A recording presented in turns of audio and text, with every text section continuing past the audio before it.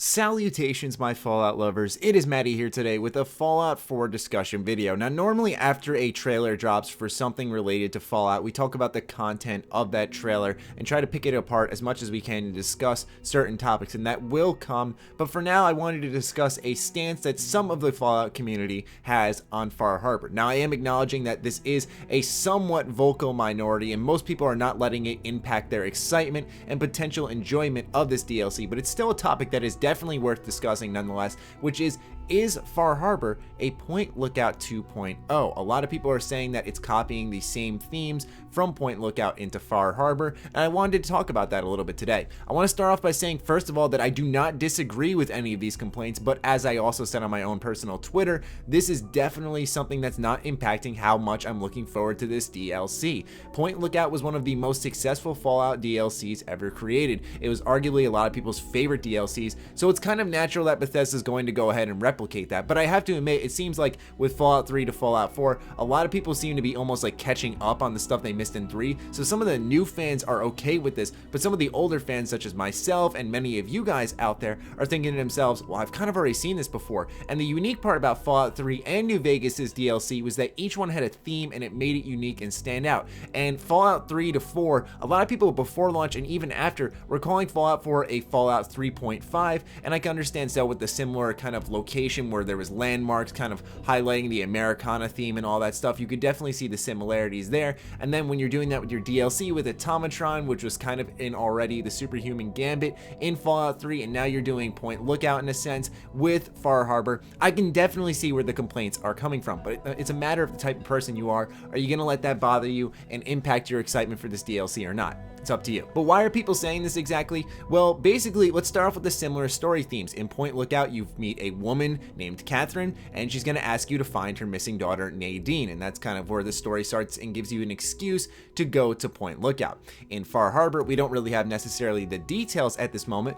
All we know is that you're finding another woman's missing daughter, and it's just the same exact story theme to get you to that area. Now, who knows if it's going to be kind of like an end result sort of thing, but it seems like once you arrive at Far Harbor, that a much grander conflict is happening. But this seems to be just a theme for Bethesda in general. In Fallout 4 and even 3, there's so many find the missing person quests everywhere. It's just kind of a trope for Bethesda at this point. But I do have to mention that some people didn't even care about finding Sean in Fallout 4. So I personally think that if people are going to have a tough time with that, caring about their own in-game family that Bethesda gave them, then it's going to be really hard for them to even care about Far Harbor's story, where you're finding some random woman's missing daughter kind of. I'm not disregarding the story at this point, but I can see from the outside looking in why some people are definitely downing the story, because there are similar themes. We've been through that before. The other thing is quite obvious that we saw from the concept art, which is the similar atmosphere. You arrive on a boat, there's lots of marshlands, fogs. I definitely get that as well. For me personally, I like it. I think that that was something that was not perfectly pushed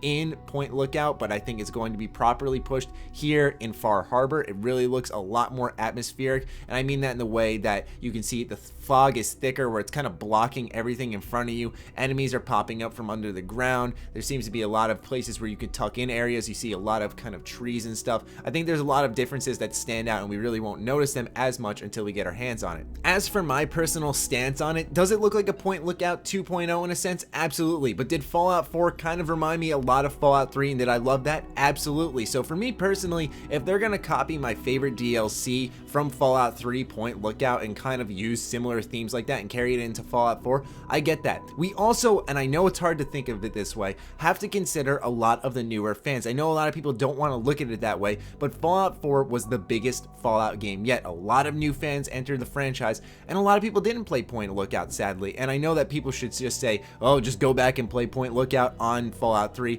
but I don't think Bethesda wants them to do that. So basically, here's a DLC that's a much better looking, more atmospheric, similar themed DLC. We also have to remember that although they are similar story themes, that the underlying mystery in Far Harbor could be a lot more interesting than the one presented in Point Lookout.